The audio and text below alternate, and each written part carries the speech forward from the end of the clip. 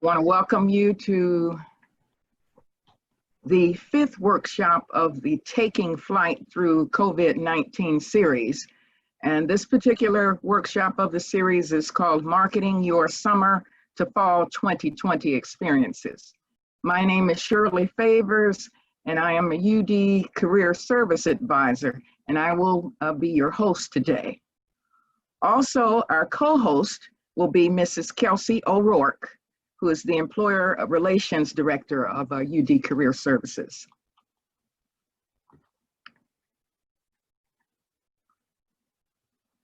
As far as our housekeeping goes, what we're going to do, protocol goes, this webinar is being recorded. And so far, the time being, your microphones will be off. But 20 minutes into this particular presentation, what we'll do is we'll open it up to questions. And I welcome your questions either on chat, or if you feel free you want to talk on your microphone, we certainly would welcome that as well. And if you have some in-depth questions, I welcome you to email me at the email address below. Just for an overview, since this is the last workshop of this webinar, if you had an opportunity to attend the others, these were the previous titles. If not, as I understand, you'll be able to perhaps view them at a later date.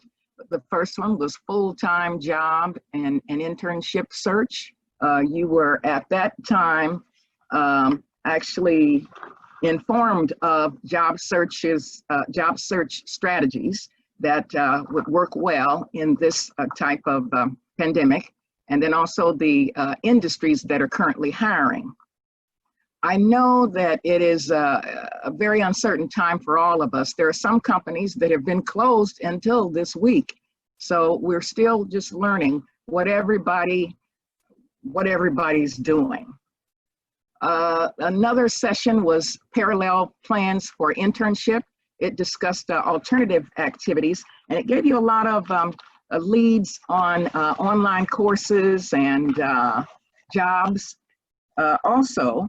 And so you might want to look back at that one. And the third one was networking, and it discussed how to build intentional relationships with industries and insiders, and it recommended you use the resources that are best for this.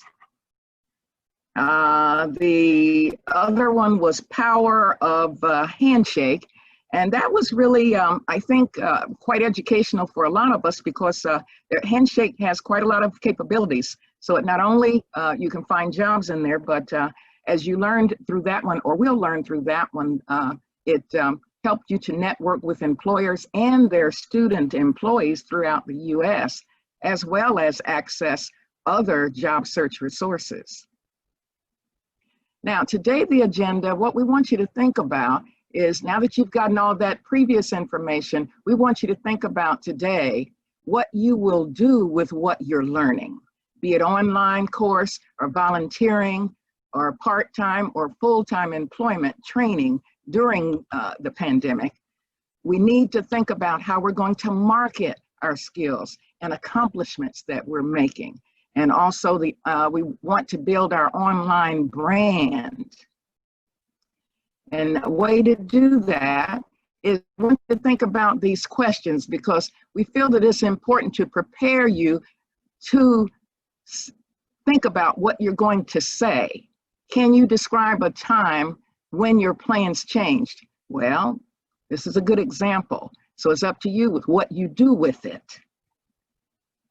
Another question, what did you do during COVID-19?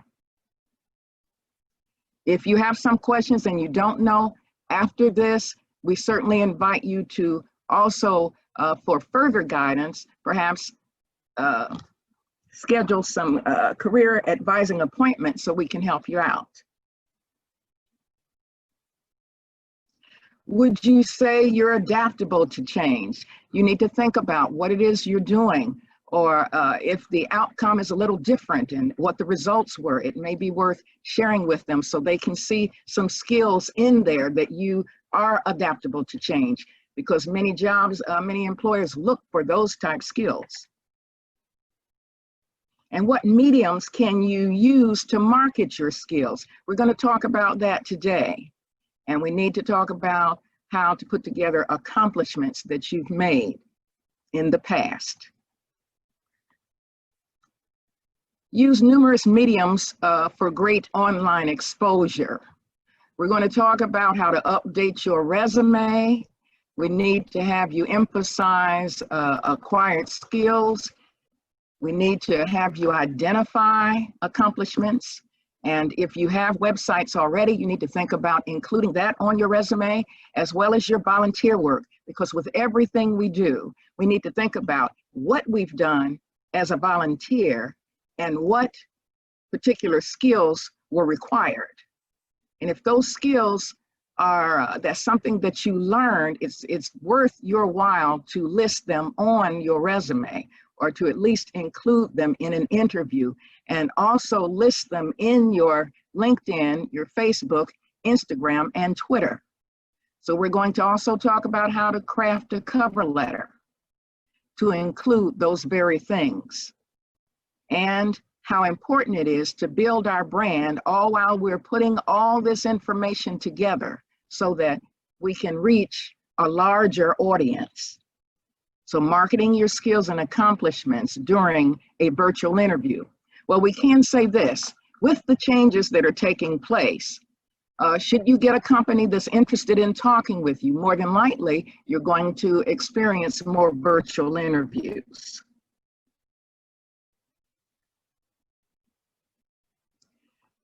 You need to think in ways where if you have on your resume certain skills, but you've learned in the past 2.5 weeks or more that how to do some things remotely, you might need to go back to your resume and include those, because many of the employers, because of the pandemic, are thinking of different ways how they're going to operate.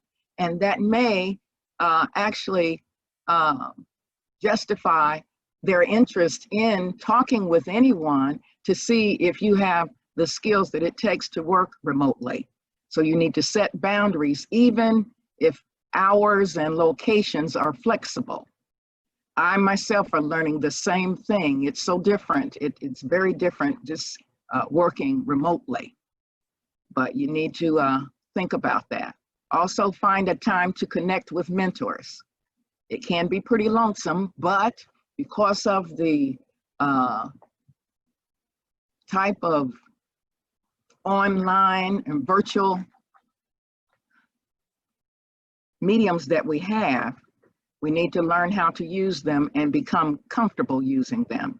You need to practice over communication. What we mean by this is you're not going to see the person perhaps that you work with, but it's going to be helpful for you and the person that you work for to perhaps set up a time when you maybe have a video meeting with them or chat with them, just so you can keep them up to date on projects that you're performing for them. And you want to ask for feedback. And you also want to document your achievements, because in the long run, those achievements, which also people call accomplishments, we need to make sure that we keep records of what we do so that it will be easier for you to pull together your story as far as what skills you bring to the table.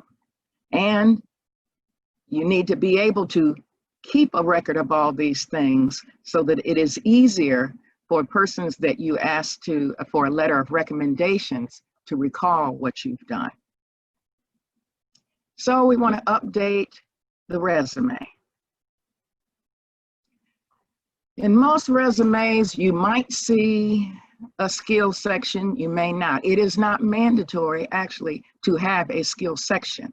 It's just that when we're first starting out, if we've not had a job, we might feel more comfortable creating the #1 simple bullet list. And so listing the particular skills that we have learned and what we perhaps know about the position that we're going to enter into. Another way we can do is we might list the particular skills and then give a little more information about it. So this is the skill list with expanded bullets. In this case, this is your customer relations management, and this person goes into 4 years leveraging Salesforce, earned Salesforce certification, and things of that nature. Another way we can do this is additional skills listed after each job. So on the resume, you might go ahead and list the job, the location, and your title, and when you worked there, and a little description of what you accomplished. Now, on a resume, we don't necessarily list what the responsibilities were, because that is the description of the position. What you want to share with a future employer is what you contributed toward that particular position. And then you might also include the skills that you've learned while you performed that position. A fourth way would be a resume skills section.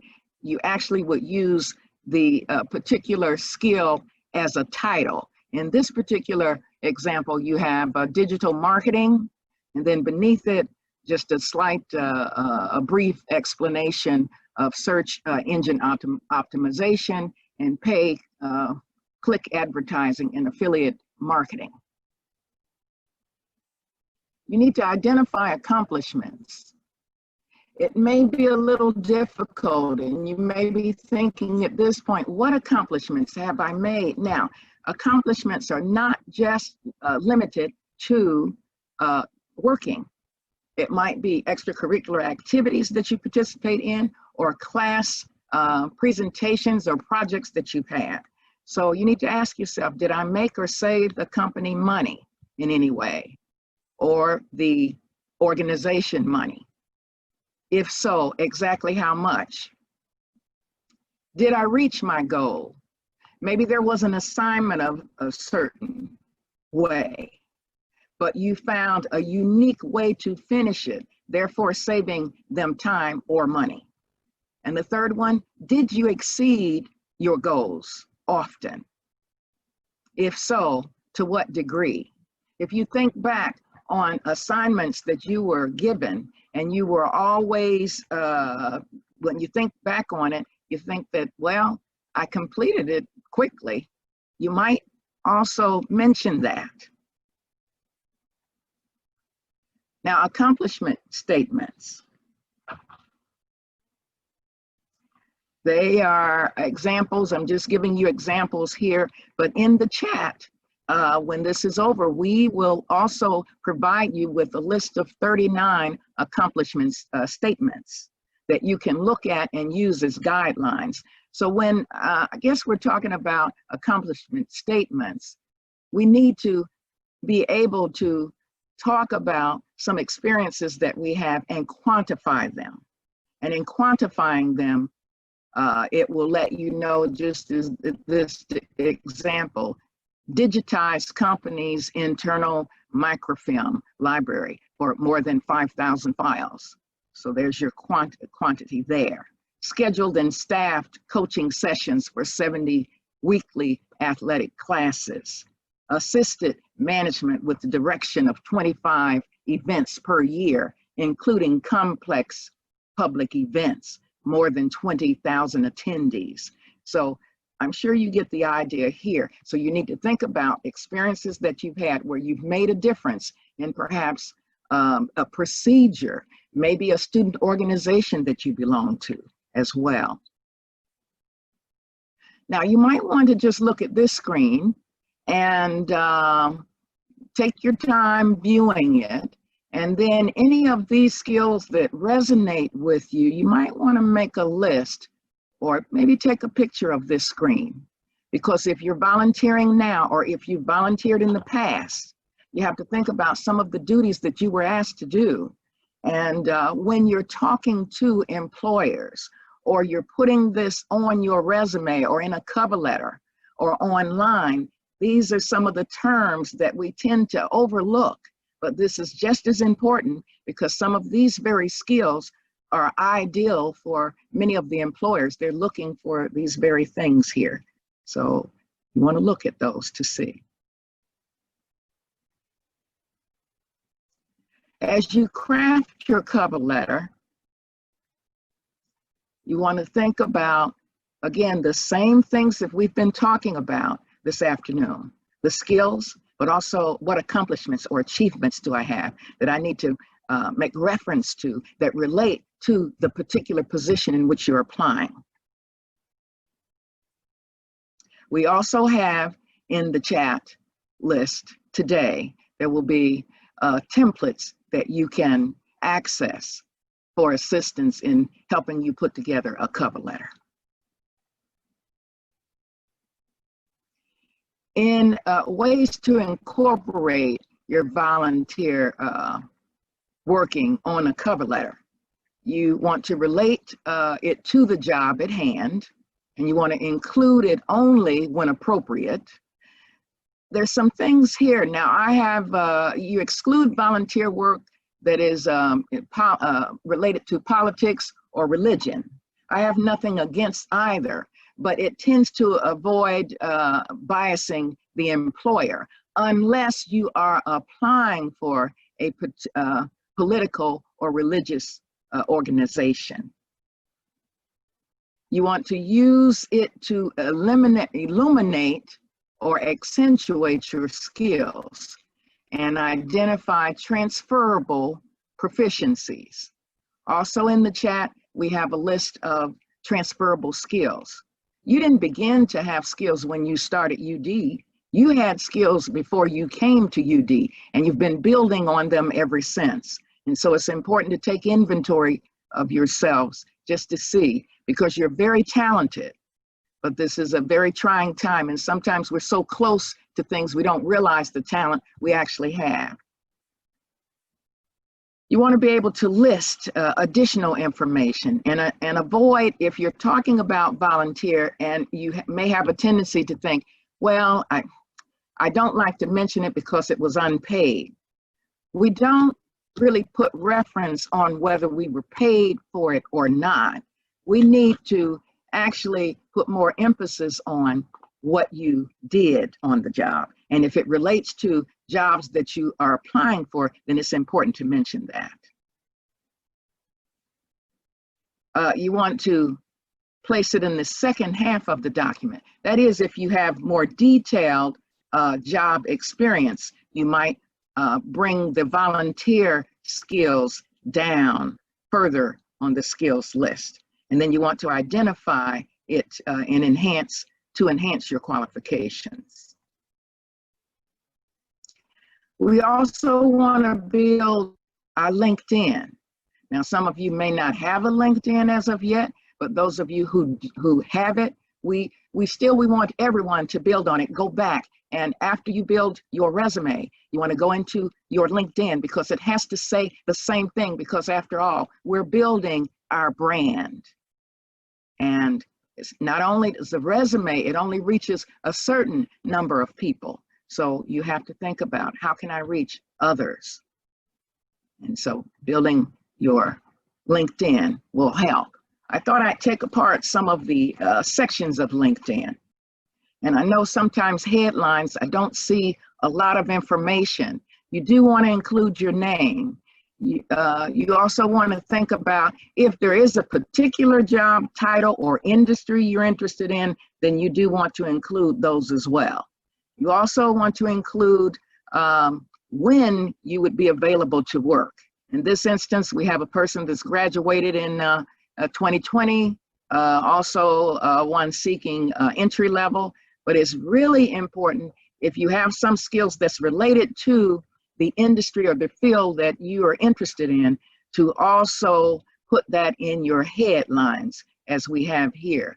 Hard skills, such as what you're seeing here.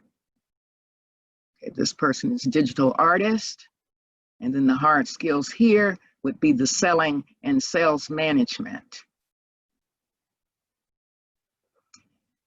Now, when these three things we continue to talk about, don't forget to go into your LinkedIn account, and you want to click on Add Profile section, and within the drop down, you will find background. Courses are in there as well. So I know that some of you perhaps have taken advantage of summer courses, because there has been some courses that were offered free from the end of April until now. There's some things I have listed at the end of my presentation where you can look to see if you'd like to take advantage of some of those courses that are being offered. You also have your volunteer experience that you want to include, and here's your accomplishments here. You want to continue to update those.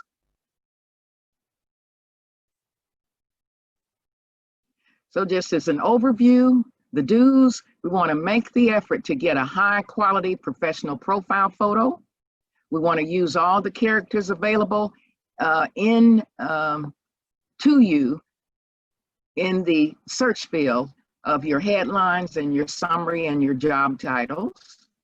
You want to expand on your default headlines by adding industry keywords and relevant variations to your job title. You want to fill out every section of your LinkedIn profile. Now, we may not think about this, but as employers and recruiters go in and they look at your LinkedIn, if some things are not finished, they may think, well, does this person, how's their performance on the job? Can I count on this person to finish?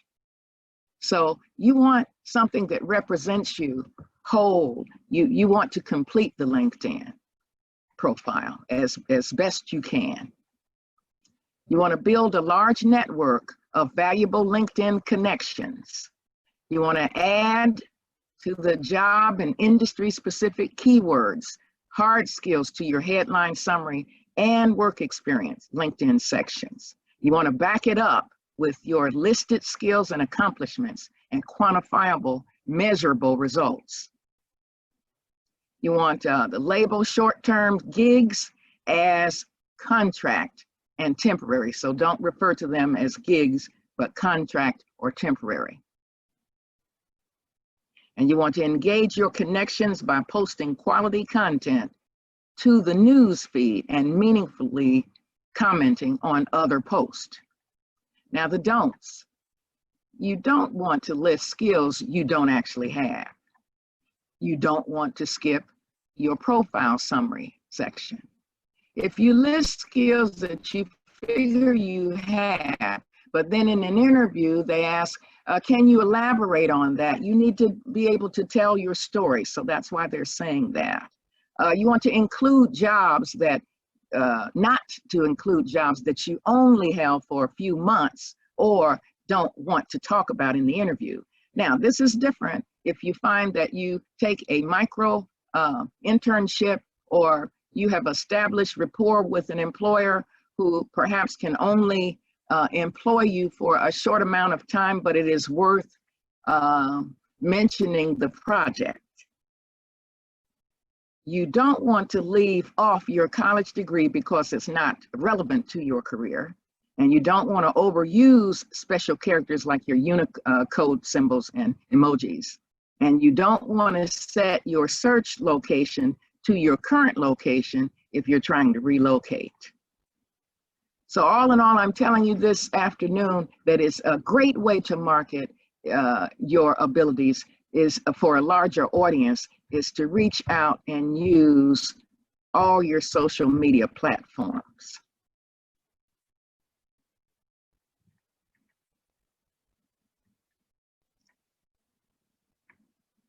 So at this point, I want to share with you, there was an article that I read about a young lady who is a college student just like yourselves, who had actually set up an internship job, which she was looking forward to returning for the second summer. And then COVID-19 happened. And before she knew it, she was contacted by that company and was informed not only would she be able to come back and work for them, but they decided to just cancel the internship program altogether. So she was devastated. And she thought, well, I thought that this was a time where I'm supposed to build on my skills. Now, what do I do? And so what she did first was she thought, well, I'll go back online and I'll go to Google because she liked to write. So she Googled to get a list of all top-rated magazine companies. And she decided to pitch each one of them or send them what she could do in the writing. She sent them resumes, and she also had arranged that on her LinkedIn. After doing that and reaching out to so many mediums, she began to get calls from many of the companies and many of people online. This resulted in full-time length articles that she began to publish. So she now is a freelance, or is actually a freelance writer.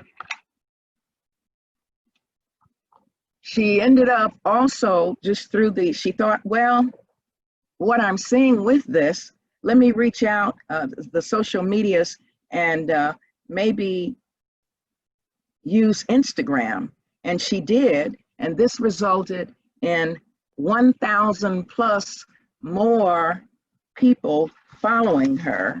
And she began to actually still write articles and things of interest to her that would impact various people. And she hashtagged those captions. And as a result of that, she is freelancing on the side. So what I'm telling you this, and I thought I would share this, let's put our thinking caps on. We may be able to do that and gain more notoriety just in addition to the resume and the cover letter and the LinkedIn. We might want to look to Instagram and Twitter. Okay. At the end of the article, what that student suggests is, and what helped her, she first figured out her passion and what she excelled in. And that, of course, I'm sure will be different for you. It might be some of these that we have listed, or some that are not on here, like public speaking. Okay, so think about that. Then you want to display those same abilities on your Facebook, your Instagram, and Twitter. And in addition, she took it a step further, and you might want to do this yourselves and consider setting up a YouTube account for podcasts, motivational talks, or do-it-yourself videos. And then we need to have you get ready for a virtual job interview, because as I mentioned earlier, you're going to see an increase of that. In order to get ready for that, we need to know how to answer questions in an interview. It can be the same, but of course, we need to think about some things here.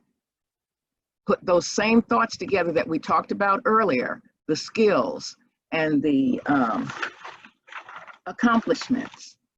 And so if we think about a formula as to how we might answer questions in an interview, you might feel a little more comfortable. And so we're suggesting that you use the STAR method.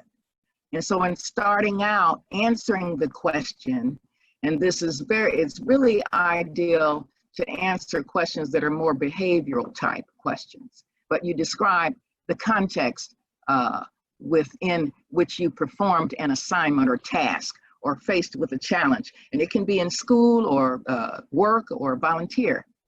The task, a lot of times when we're given a particular situation, be it work or class, we get the assignment, but we then have to find out, well, I know what I want to do, but you might have to ask around to see and gather what it is you will need to do.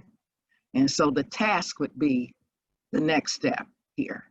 Describe your responsibility in that situation. What exactly did you do to gather data so you have a clear understanding of what you need to do? And then the action, you would describe how you completed that task or that endeavor. And you have to remember, when you make reference to a group project in an interview, I know it's just,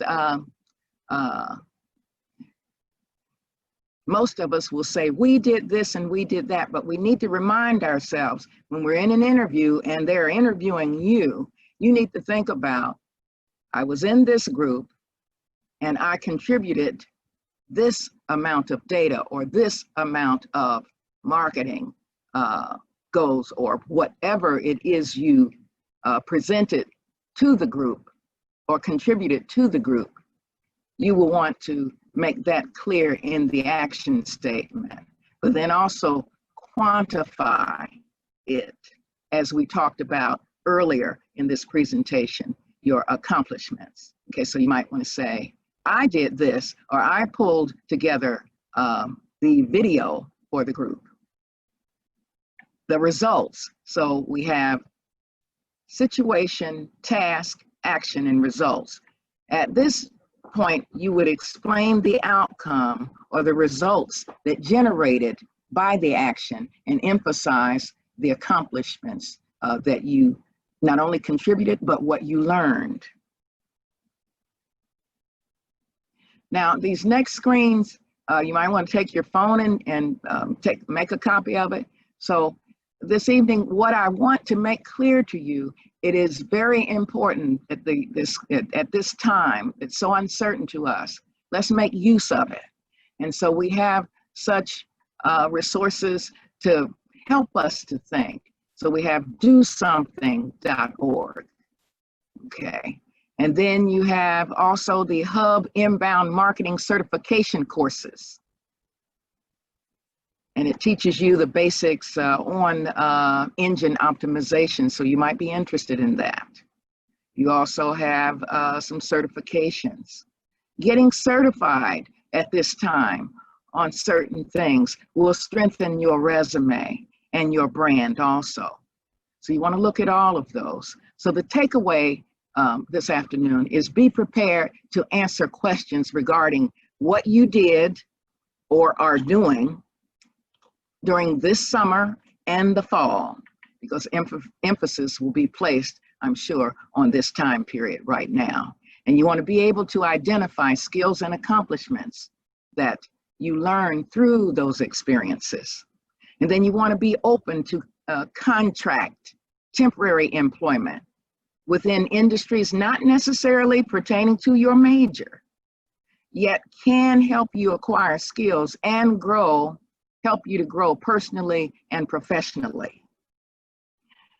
You want to take advantage of all online courses. I know of some that I looked at the other day, and I think they were free up until yesterday, but there's still some free ones, so you don't miss out on the opportunities. And you want to practice virtual interviewing, which we can help you do that. By the way, there is in the chat, with the virtual interview practice, there is a tool we have called Big Interview, where you can practice interviewing. And you want to communicate. The main word this evening is to communicate, be it face-to-face or virtually, and more than likely it's going to be virtual, but then you need to keep the communication lines open.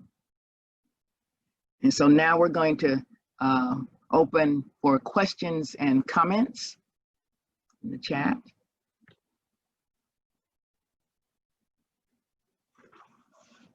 And if you feel more comfortable turning on your microphone and asking questions, we welcome that as well.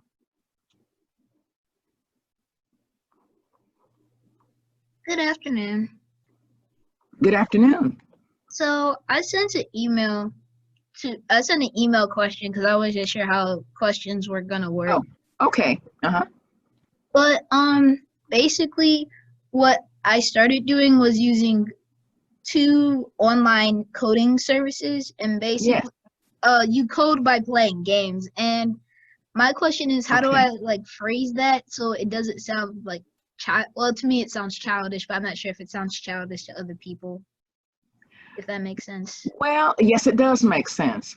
But then I don't, I would suggest you not second guess yourself. You're doing something. And so that you're actually reaching out to someone and you may get a lead from that. So I wouldn't call that childish at all.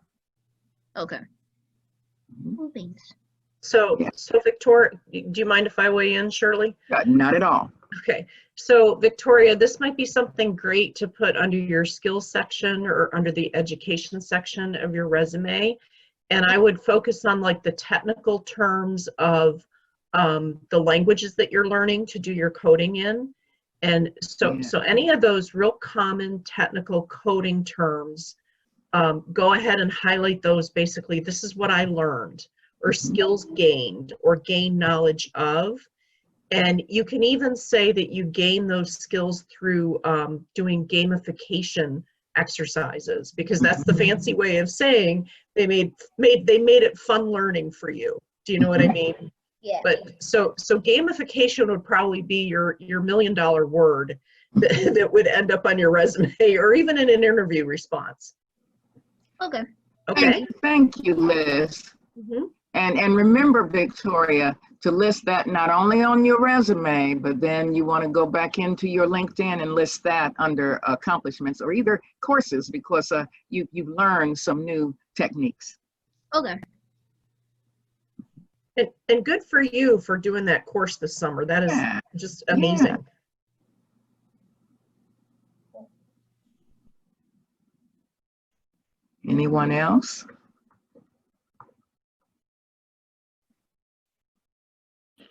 Shirley, what advice do you have for students that are uncomfortable linking their personal social media, such as their Instagram and Facebook, to their job search? Is that necessary to tie your social media into your job search materials? It's not necessary. This was basically a suggestion. If you find that it's difficult reaching out and actually gaining a larger audience or followers, if you're comfortable with that. If not, perhaps you might feel better making an appointment to come in to see either myself or some of the other career advisors, because we are each individuals, and I want you to feel comfortable. I don't want you to leave here thinking, well, she told me to do this, but I don't like doing it. No, you need to be you, first of all, and we want you to feel comfortable. But you may feel more comfortable having a Zoom meeting with us so we can discuss some of those specifics that you feel uncomfortable about. And there are other resources I haven't even listed, but today they only gave me 40 minutes, so I would be more than happy to talk with you. Would you recommend like setting up an alternate account in that situation if we don't feel comfortable linking our accounts together? You could do that, yes. But then with the resume, you might want to pull those skills together that you mentioned there. But I feel a little uncomfortable answering that because, again, I'm learning too. And I don't want to tell you anything that's wrong. So if we can talk about it more on an individual basis, I'd feel a little more comfortable myself. And Victoria, I think it also depends what your intention for including that is. So if you're trying to show, let's say you create something with coding, you get to the point where you're creating a website and you want to show that off. That could be done through a portfolio rather than an e-portfolio rather than social media. So it depends on your intention for connecting those. And as Shirley said, she can talk you through other ways to do that if you don't want to tie in your personal account. Certainly, certainly. And now you mentioned portfolios. We also have a link to ePortfolio Builder. And so you might want to look at that, but it also includes 30 links to students' portfolios, which you can look at to use as guidelines. And so if I were you, you might look at that, click on, I clicked on a few of them. It can be deceiving, but what you do is you take the link and put that in Google, and then you can access any of those 30 students' e-portfolios. So you might find that helpful, Victoria. Thank you. You're very welcome.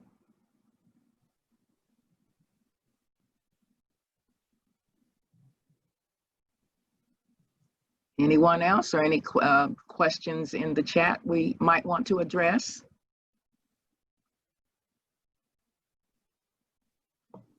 No questions in the chat. Okay. Well, at this point, I want to thank everyone. Or is there anything else that my colleagues that are here want to include before we leave? Okay. I want to thank you for coming, and I wish you well. And don't let this period overpower you. With what we've talked about today, let it empower you. And maybe you can become a little more, use more innovativeness to think about some of the things that you can use in your search. And let us hear from you. Thank you.